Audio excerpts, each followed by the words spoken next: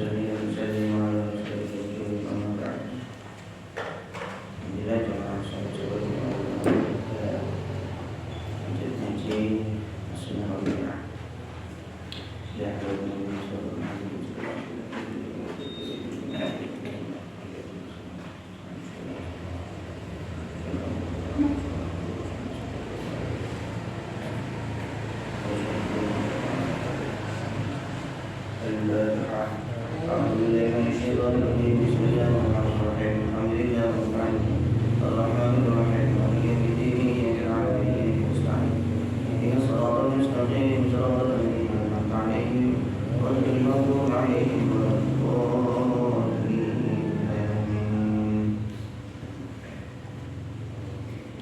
Bismillahirrahmanirrahim. Al-hadits as-sadis wal 'ashrun, hadis yang ke-26.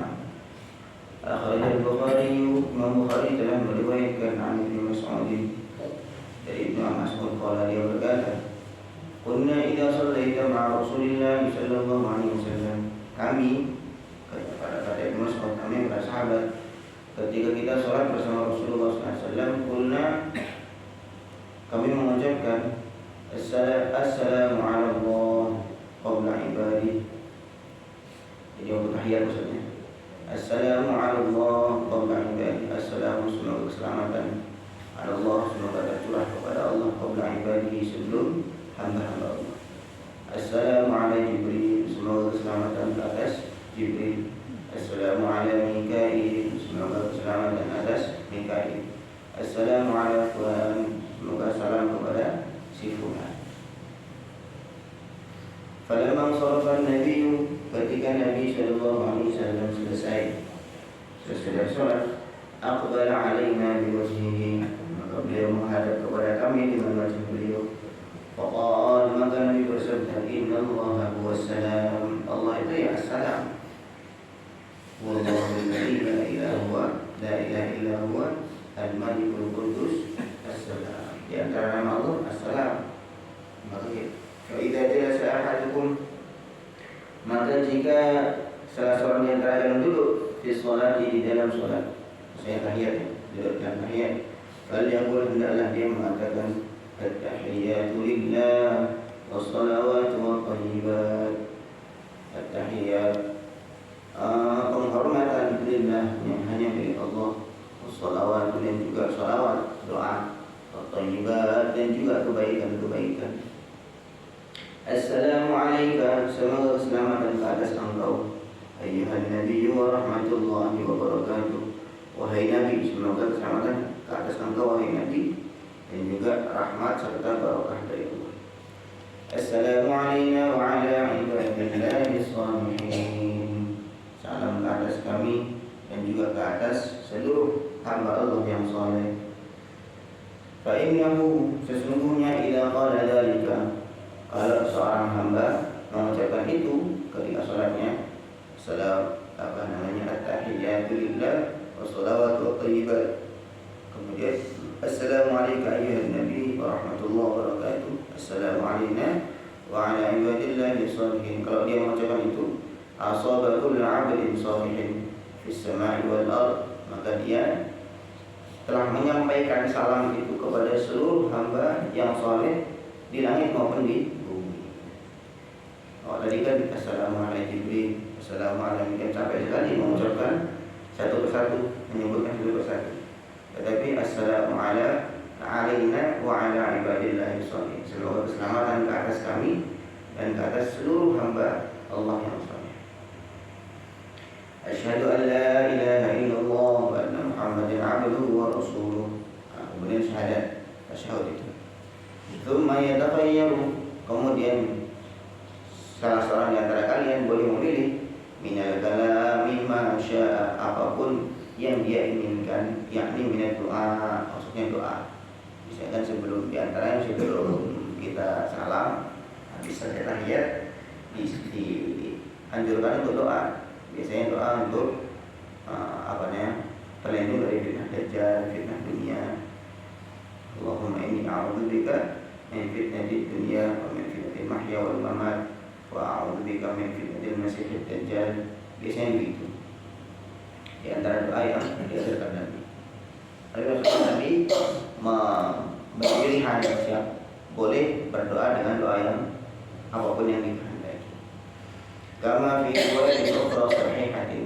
Ini juga ada disebutkan di riwayat yang lain yang sahih juga. Wa fil hadis, dalam hadis tadi, radda Rasul sallallahu alaihi wasallam, Nabi menolak ala sahabati, kepada sahabat, taslimahum ala Allah, yaitu salamnya mereka kepada Allah. Mengapa ditolak? Li'anna Allah wassalam, karena memang Allah itu sendiri assalam. Walidzalika, karena itu, kana raddu ummul mukminin Khadijah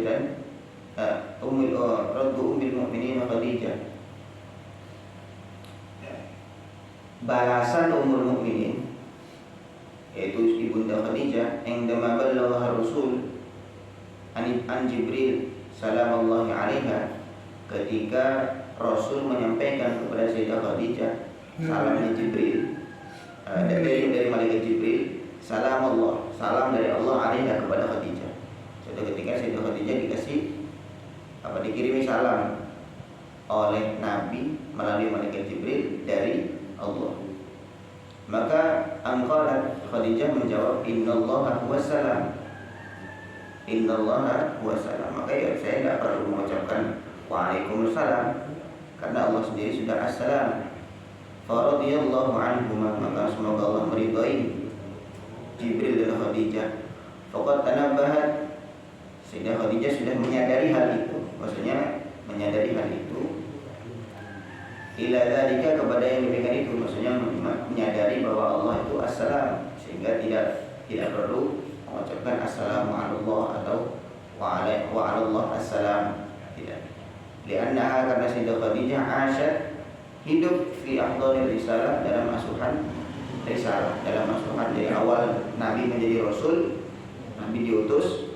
Itu Sayyidah Khadijah sudah hidup dalam awal-awal risalah, mundu bidayatiha, mulai dari permulaannya risalah, permulaannya Rasul, hatta matat, sehingga beliau wafat, ba'da asyri sinina, selepas 10 tahun, min tanazzulil wahyi, dari turunnya wahyu. Wa fi tanzil, dan di dalam Al-Quran, wallahu alladzi la ilaha illa huwa al-malikul quddusus salam al-mu'min. Ayat 23 min surah Al-Hasyr. Ini ayat 23 dari surah Al-Hasyr. Jadi tadi itu ada sahabat yang ketika sholat tahiyatnya itu bacanya assalamu ala Allah qabla ibadi, assalamu ala Jibril, assalamu ala Mikail, begitu. Niatnya baik, tetapi sama Nabi diluruskan. Itu tidak tepat, karena Allah itu assalam, sehingga tidak tepat ketika mau dikatakan assalamu ala, semoga keselamatan kepada Allah. Maka Nabi mengajarkan tahiyat di situ. Yang lurus begini, tahiyatu lillah wassalawatu wathayyibat, assalamu alayka ayyuhan nabiyyu wa rahmatullahi wa barakatuh, dan seterusnya. Jadi Nabi ketika mendapati sebuah amal itu tidak sesuai dengan syariat, maka Nabi otomatis menegur, atau harusnya menegur. Karena Nabi tidak mungkin menegur. Kalau Nabi diam, maka berarti itu boleh. Itu konsekuensi sebagai Nabi begitu. Konsekuensi sebagai Nabi harus meluruskan setiap apapun yang tidak sesuai dengan syariat. Karena kalau Nabi diam, itu berarti pengakuan. Kalau Nabi diam, maka itu pengakuan. Nah, jadi itu. Jadi larangan Rasul itu tentu ketika suatu amal itu tidak sesuai dengan syariat, maka Nabi meluruskan. Di antaranya tadi kasusnya para sahabat ketika sholat tahiyat itu mengucapkan assalamu ala Allah. Nah, kemudian yang lain-lain masih diperbolehkan sama Nabi. Kemudian Nabi memberikan redaksi yang mudah, assalamu alaina wa ala ibadillahi sholihin, semoga keselamatan atas kami semua yang sholat, dan semoga juga tercurah kepada seluruh hamba Allah yang soleh. Maka kalau sudah mengucapkan demikian, seluruh hamba Allah yang soleh mendapatkan doa salam dari para yang sholat itu, baik yang di langit maupun yang di bumi. sehingga redaksinya mudah tetapi cakupannya sangat luas. Wallahu a'lam. Nah, ini Sayyidah Khadijah waktu awal-awal Sayyidah Khadijah itu wafat malah justru di awal-awal Islam, gitu. Masih di Mekah, masih fase Mekah, belum pindah ke Madinah. Tetapi Sayyidah Khadijah sudah memahami hal itu. Ketika Sayyidah Khadijah dikirim salam dari Allah lewat malaikat Jibril lewat Nabi Muhammad sallallahu alaihi wasallam. Maka Sayyidah Khadijah ketika dikirim salam, kamu dapat salam dari Allah melalui malaikat Jibril lewat saya. Maka Sayyidah Khadijah tidak menjawab waalaihi salam atau wa'alallah assalam. Justru Sayyidah Khadijah menjawab innallaha huwassalam. Allah itu yang memang sudah assalam. Tidak perlu dijawab, ya sudah, berarti ini salam dari Allah untuk Khadijah. Wallahu a'lam. Al-hadits as-sabi' wal 20, hadis yang ke-27. Rawal Imam Al-Bukhari fi sahihihi. Imam Bukhari telah meriwayatkan dalam sahihnya hadis Ummul Ala, hadis tentang Ummul Ala, imra'atin minal Ansar, seorang wanita dari kalangan Ansar, yaitu di Madinah, sahabat-sahabat Madinah. Lama mata Uthman ibn Mas'ud, ketika Uthman ibn Mas'ud wafat, qalat, si wanita tadi mengatakan, rahmatullah alaika, semoga rahmat Allah ke atas engkau wahai Uthman. Semoga rahmat Allah ke atas engkau Abu Sa'id, wahai Abu Sa'id. Panggilannya Uthman ibn Mas'ud adalah Abu Sa'id. Fasyahadati alaika, persaksianku atas engkau, laqad akramallah, sungguh Allah telah memuliakan engkau. Sungguh Allah telah memuliakan engkau. Jadi aku bersaksi engkau adalah orang baik. Aku bersaksi engkau adalah orang baik. Faqala Nabi sallallahu alaihi wasallam, maka Nabi bersabda, wa ma yudriki, apa yang membuat kamu tahu annallaha akramahu, Allah memuliakannya. Memang kamu tahu, betul-betul tahu Allah memuliakan dia, kata Nabi begitu, negur. Tsumma qala, kemudian Nabi meneruskan, amma huwa, memang Utsman ini faqad ja'ahul yakin, telah datang kepadanya al-yakin. Maksudnya al-yakin itu kematian, bukan keyakinan. Wallahi, demi Allah, inni la arju lahul khaira, aku demi Allah juga mengharapkan kebaikan untuk Utsman ini. Fa wallahi ma adri, dan demi Allah saya tidak tahu. Wa ana Rasulullah, padahal aku Rasulullah. Aku tidak tahu ma yaf'alu bi, apa yang terjadi terhadap aku nanti. Jadi kalau ada orang wafat, bersaksi, menjadi saksi itu berat ya. Saya bersaksi ini orang baik, kecuali betul-betul memang tahu. Kecuali betul-betul memang tahu. Karena kalau cukup mendoakan nggak masalah. Tapi kalau bersaksi, saya menjadi saksi, ini memang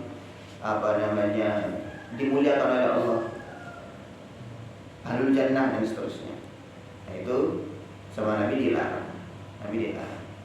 Ini ada orang wafat, kata Nabi, saya berharap memang dia diberikan kebaikan sama Allah, tetapi saya sendiri tidak tahu apa yang terjadi kepada dia selepas wafat. Jangankan kepada si orang yang mati, saya sendiri yang Rasulullah, utusan Allah Subhanahu wa taala, saya nggak tahu apa yang terjadi kepada aku selepas aku wafat nanti. Maka menjadi saksi kepada orang wafat itu sangat berat. Qalat, kemudian si wanita tadi mengatakan, fa wallahi, demi Allah, la uzakki ba'dahu ahadan abada, selepas itu saya tidak pernah mensucikan seorang pun selepas itu sama sekali, selamanya sampai saya wafat.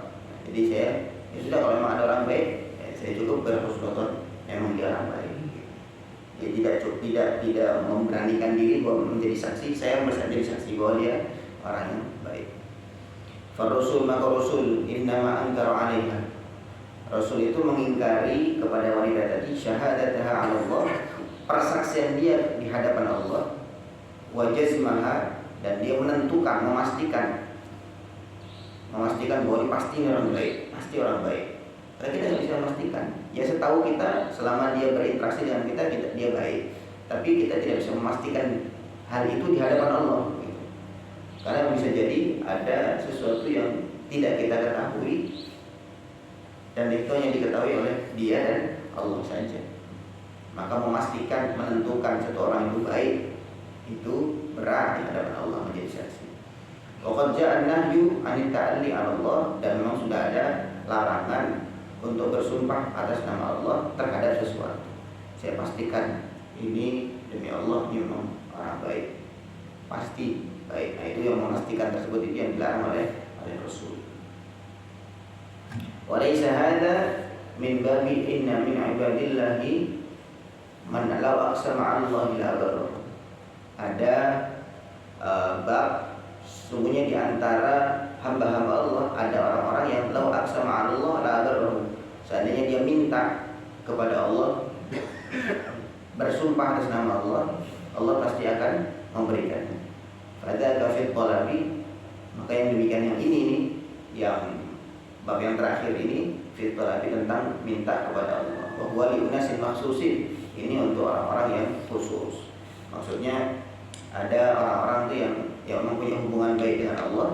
Kemudian kalau dia minta, ya Allah turunkan hujan, ya Allah turun ini, kemudian Allah pasti memberikannya. Dan itu sumpah dia atas nama Allah itu karena hubungan dia yang istimewa kepada Allah, dan itu untuk orang-orang khusus, tidak semua orang. Nah, ini Nabi mengingkari sebuah perbuatan dari seorang sahabiah wanita, yaitu ketika dia memastikan menjadi saksi kepada Allah, ada orang wafat, saya pastikan Allah memberikan kamu, saya pastikan kamu mendapatkan kebaikan insya Allah. Maka Nabi jangan gitu. Ini orang baik, saya tahu dan saya berharap dia mendapatkan kebaikan.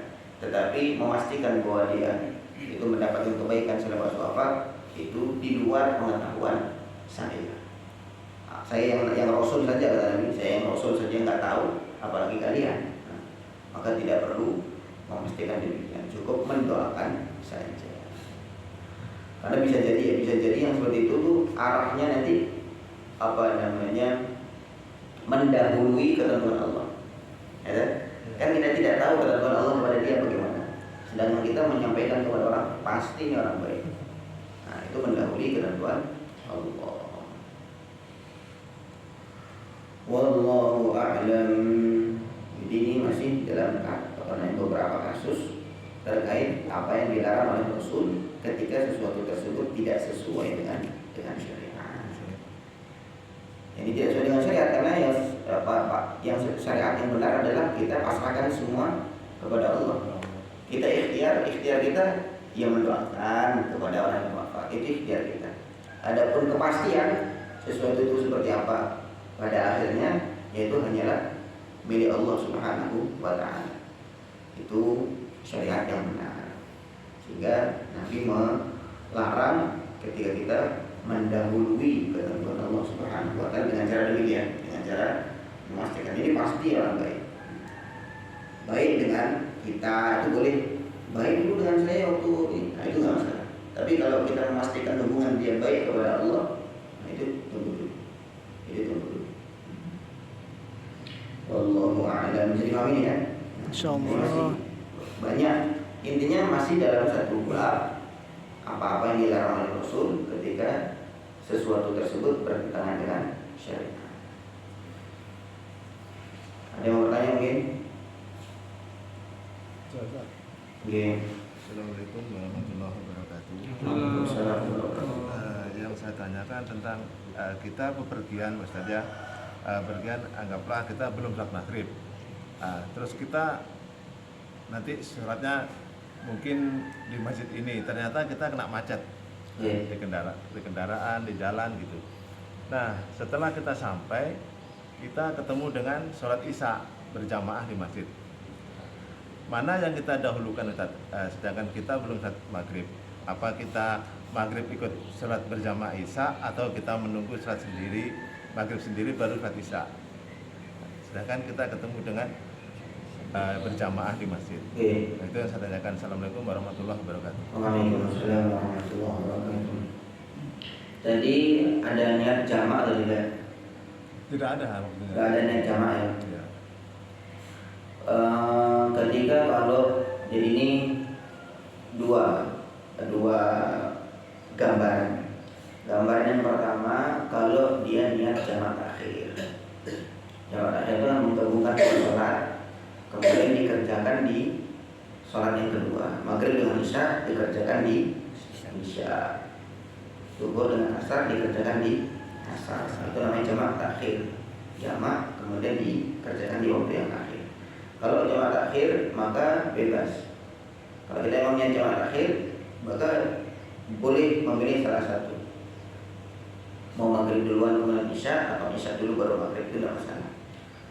Kemudian kalau memang kondisinya tidak jamak takhir, berarti kan itu statusnya maghrib itu qadha. Ya, karena kita sudah lewat maghrib, kemudian kita masuk isya, kita tidak niat untuk jamak takhir. Gitu. Berarti statusnya maghrib itu bukan sholat ada, ya ada adaan, ada qadhaan. Kalau ada itu mengerjakan sholat tepat pada waktunya. Kalau qadhaan berarti mengerjakan sholat tidak tepat pada waktunya. Berarti kita mengqadha maghrib. Nah, kalau statusnya maghrib sebagai qadha, ya, maka anjuran dari para ulama itu adalah mendahulukan maghrib. Kalau tidak dikhawatirkan waktu isya habis. Karena isya lama sampai subuh ke isya. Nah, kalau selama tidak dikhawatirkan waktunya isya itu habis, maka dahulukan yang qadha dulu, dahulukan yang maghrib, baru kemudian sholat isya. Kemudian kalau misalkan dikhawatirkan waktu isyanya habis, itu kita mendahulukan yang qadha, nanti isya qadha lagi kan gitu. Nah, keburu-buru kita mau membayar yang qadha, nanti yang ada malah jadi qadha lagi kan gitu.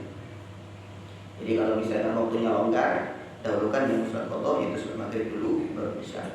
Tapi kalau waktunya sempit, isya dulu baru maghrib. Gitu ya. Berarti kita sebelum sholat maghrib Ustaz ya, kan kita masuk maghrib, terus kita masuk masjid itu ketemu isya berjamaah. Bolehkah kita ikut jamaah isya? Boleh. Berarti maghrib dibelakangin. Maghrib belakang apa? Terkait dengan tertib urutan itu ketika statusnya qadha tidak masalah. Ya. Urutan itu tidak wajib dalam mengqadha ya, dalam konteksnya dalam qadha. Urutan itu tidak wajib. Misal kita punya qadhaan sholat 1 minggu, misalkan waktu sakit, misalkan gitu, sama saya tidak sholat. Kemudian mengqadhanya bagaimana? Mengqadha itu tidak harus tertib, maksudnya subuh, zuhur, asar, atau isya. Ya, subuh dulu misalkan langsung 7 hari seminggu, subuh selesaikan subuh. Oh jadi kemudian zuhur. Itu tidak masalah. Dalam statusnya kalau konteksnya mengqadha. Tapi kalau tapi dianjurkan, disunahkan untuk tadi. Ada lagi? Ingin bertanya?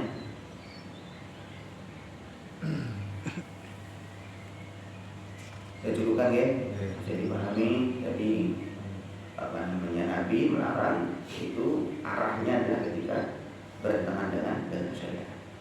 Wallahu a'lam. Subhanallah wa bihamdihi, subhanallah wa bihamdika, asyhadu an la ilaha illa anta, astaghfiruka wa atubu ilaik. Assalamualaikum warahmatullahi wabarakatuh.